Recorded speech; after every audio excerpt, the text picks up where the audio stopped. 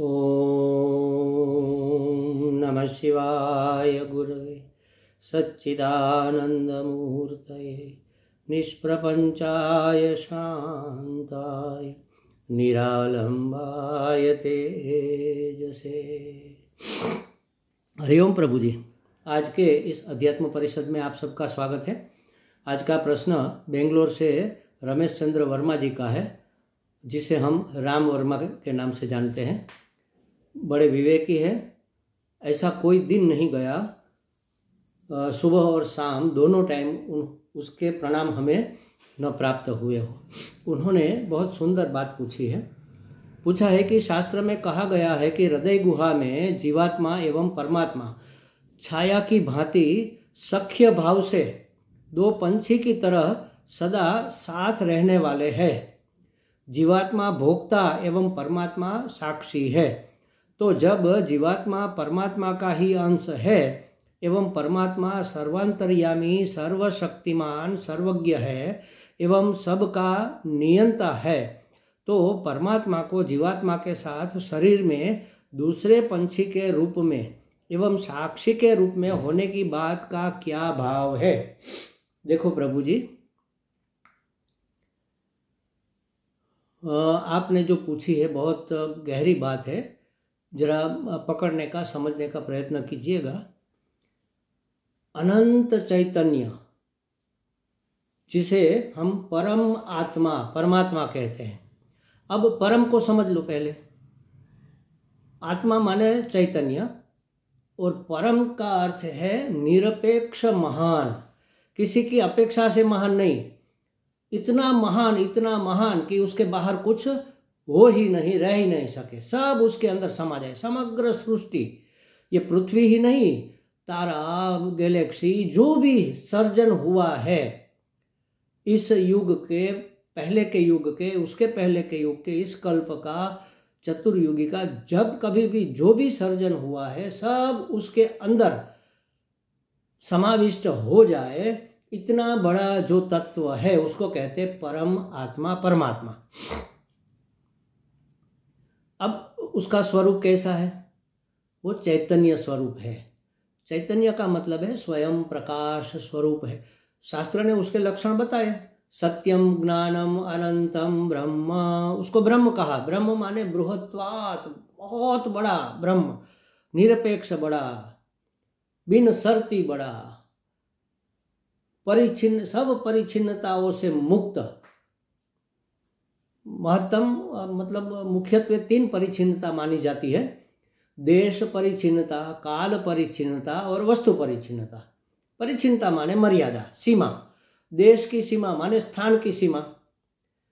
काल परिचिन्नता माने समय की सीमा, कि भाई 100 साल जिएगा, 10 साल पहले जन्मा था, ये जो भी है हम कोई सीमा निश्चित करते हैं वो काल सीमा है। स्थान सीमा है, ये भारत देश, यहाँ से आगे जाओ, बांग्लादेश, इससे आगे जाओ, श्रीलंका, वो लंका, जो भी है। तो ये स्थान परिचिन्नता, जिसको हम देश परिचिन्नत्व, समय माने काल परिचिन्नत्व और वस्तु परिचिन्नत्व। वस्तु माने पदार्थ, जो भी पदार्थ आपको दिख रहा है ये इतना इस रूप में है, ऐसी कोई परिचिन्नता जिसमें नहीं है। और जो अत्यंत महान है, देश काल वस्तु परिचिन्नता से बाहर, ये परिचिन्नता से मुक्त जो अनंत चैतन्य है, उसका नाम है ब्रह्म। उसका स्वरूप है सत्यम ज्ञानम अनंतम। सत्यम माने जो त्रिकाल अबाधित है, माने वो पहले भी था, आज भी है, कल भी रहेगा। जिसको शास्त्र की भाषा में कहते हैं प्राग भाव रहित और प्रादुर्भाव रहित। प्रादुर्भाव माने उत्पन्न होने से पहले, और प्रध्वंस भाव रहित माने नाश के बाद। तो जिसका नाश नहीं, मतलब इसका यही कि जिसका नाश नहीं और जिसका जन्म नहीं, ऐसा जो है, जो हमेशा है, सदा था, सदा है, सदा रहेगा, उसको कहते हैं सत्य। सत चित्त माने प्रकाश स्वरूप, स्वयं प्रकाश, किसी और से प्रकाशित होने वाला नहीं। प्रकाश माने ज्ञान, ज्ञान स्वरूप है, प्रकाश स्वरूप है। जानने के लिए, उसे जानने के लिए उसको किसी और की जरूरत नहीं है, वह स्वयं अपने आप को जानता है, सबको जना भी। उसकी ही सामर्थ्य से हम सब ज्ञानवान अस्तित्ववान है, उसको कहते हैं चित्त। और आनंद जिसका स्वभाव है, माने शांति, संतोष, आनंद। तो ऐसा यह परमात्मा सब वही का वही है, उसके सिवा और कुछ दूसरा है ही नहीं। लेकिन देखने की दृष्टि अलग अलग होने से हमें वह भिन्न भिन्न रूप में भासमान होता है। तो उसके लिए शास्त्र में 3-4 वाद बताए गए हैं। ये वाद शब्द याद रखने की आवश्यकता नहीं है, समझने के लिए समझ लो। जैसे दर्पण में प्रतिबिंब दिखता है, तो ये है प्रतिबिंबवाद। जल में प्रतिबिंब दिखता है, पानी में। अब चंद्रमा का प्रतिबिंब पानी में हो रहा है। हमारे पास 3 घड़े हैं समझ लो, या तो बड़े बड़े बर्तन है, मिट्टी के है, स्टील के है, जिस किसी के भी है। उसमें पानी भरा है, एक में स्वच्छ पानी है, एक में गंदा मैला पानी है, और तीसरे में हिलता हुआ पानी है। तो गंदे पानी में दिखने वाला चंद्रमा गंदा नहीं हो जाता, वो प्रतिबिंब गंदा दिख रहा है। चंद्रमा तो जैसा है वैसा ही है। और जो हिलने वाला पानी है उसमें चंचल दिखने वाला चंद्रमा चंचल नहीं है। और साफ दिखने वाले पानी में जितना गहरा दिखता है उतना ही गहरा नहीं है चंद्रमा, उतना ही बड़ा नहीं है। तो आकार में, स्वच्छ पानी में दिखने वाले आकार में जितना दिखता है उससे अनंत गुना बड़ा है चंद्रमा। चंद्रमा कह लो, सूर्य कह लो। गंदे पानी में गंदा दिखने वाला चंद्रमा ऐसा गंदा नहीं है, साफ है।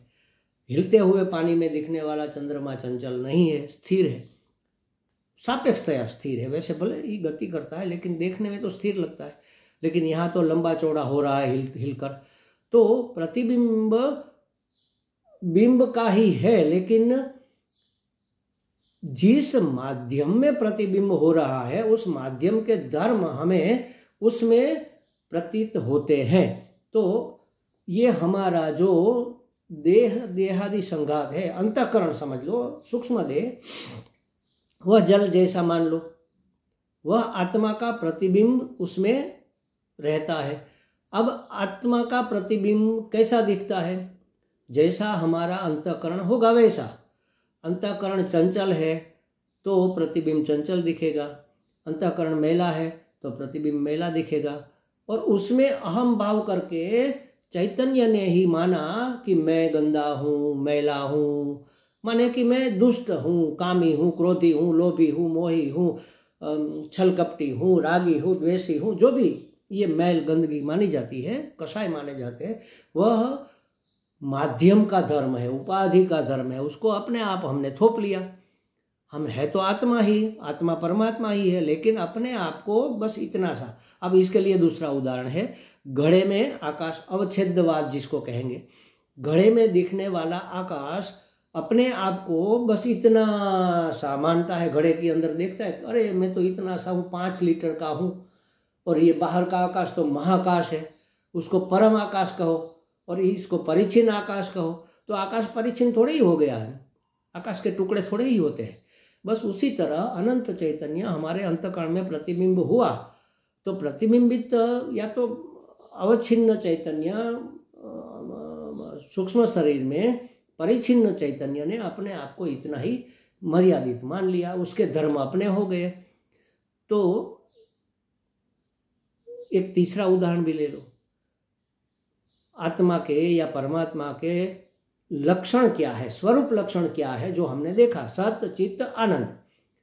तो हरेक का अपना धर्म होता है, उपाधि के कारण उपाधि के धर्म हमें अपने लगते हैं। जैसे समझो कि बहुत बड़ी आग है, होली की हम आग जलाते हैं, लपटें उठ रही है, बड़ी बड़ी लपटें, ओह हाँ इसको आग कहते हैं, बच्चे ने देखा इसको आग कहते हैं। अब उसमें से एक चिंगारी निकल कर आई तो हमने सोचा, बच्चे ने जो नहीं समझ रहे हैं, बाल बुद्धि, हम सभी बाल बुद्धि ही तो है, हम सब बच्चे तो है, चिंगारी को देखा कि अरे ये आग नहीं, आग तो वही है। वास्तव में चिंगारी आग ही है। आग के क्या लक्षण है? प्रकाशकत्व और दाहकत्व। आग प्रकाश करती है और जलाती है, तो चिंगारी भी प्रकाशकत्व और दाहकत्व लेकर आई है। हमें चिंगारी, जो लकड़ी की करच होती है ना, वह उड़ती है। अब लकड़ी लंबी है तो आग लंबी दिखेगी, लंबी लकड़ी छोटी है तो छोटी दिखेगी, बड़ी है तो बड़ी दिखेगी, गोल है तो गोल दिखेगी। तो आग का कोई आकार नहीं है, लेकिन उपाधि के धर्म हम उसके ऊपर डाल देते हैं। तो एक चिंगारी को अगर हवा लगाई जाए, हवा दी जाए, किसी घास के ढेर में रखकर चिंगारी को हवा दो तो बड़ी सी आग लग जाएगी। कहाँ से आई? वो चिंगारी ही थी, आग स्वरूप चिंगारी ही थी जो प्रदीप्त होकर अपने स्वरूप को प्राप्त हो गई, स्वस्वरूप को। वो परिच्छिन्नता को उसने छोड़ दिया, महान हो गई।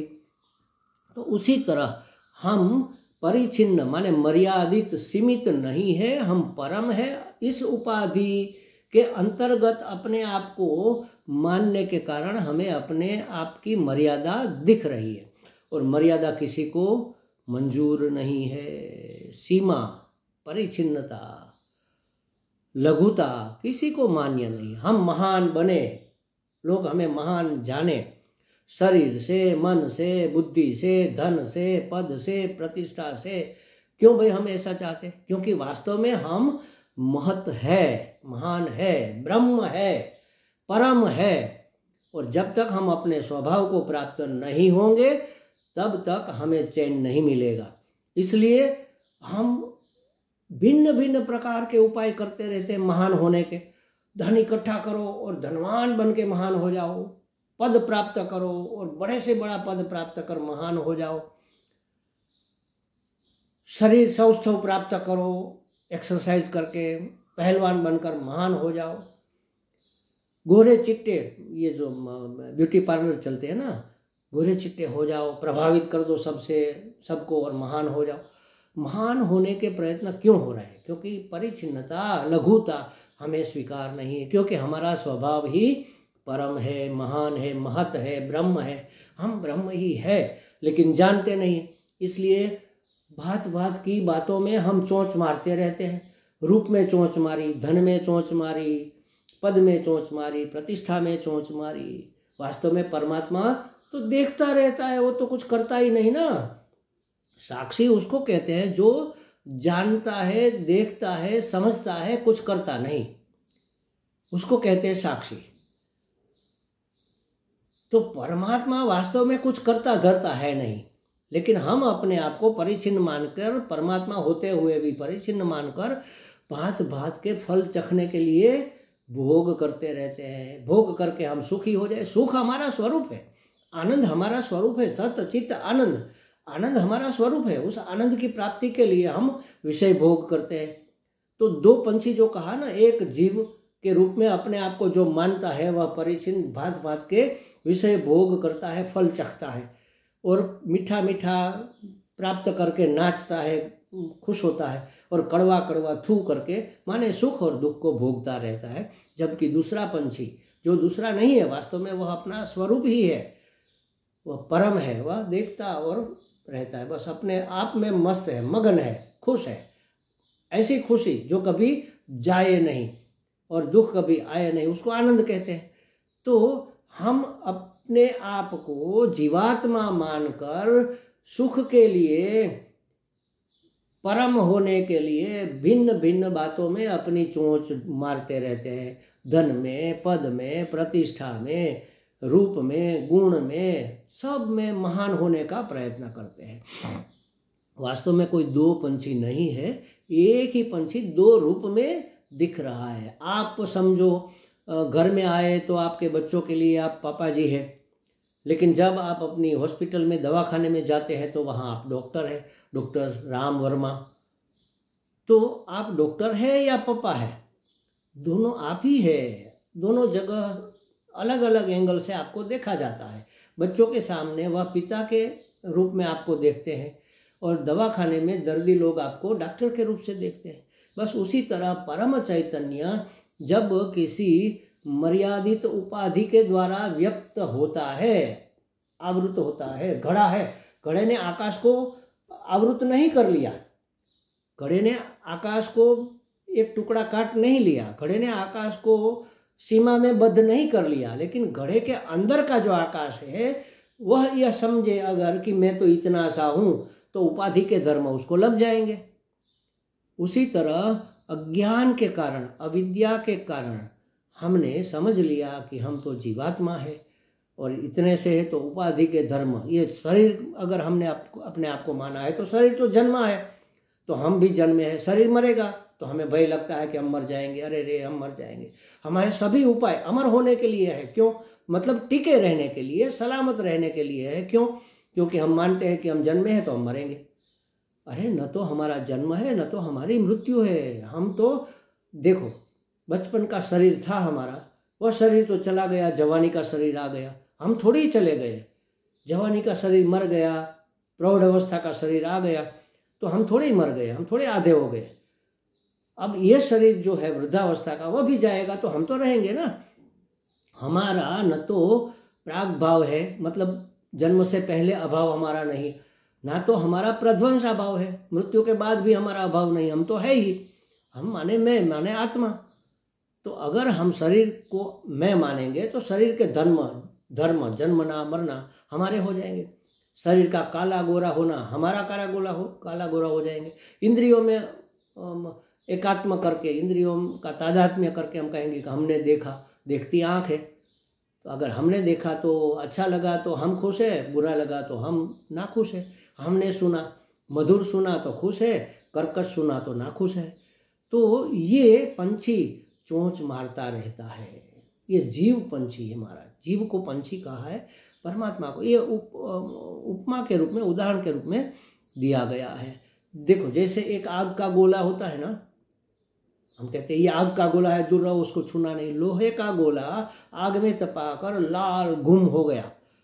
अब आग का कोई वजन नहीं है, लेकिन गोला 500 ग्राम का है तो वो 500 ग्राम का गोला आग का गोला हो गया।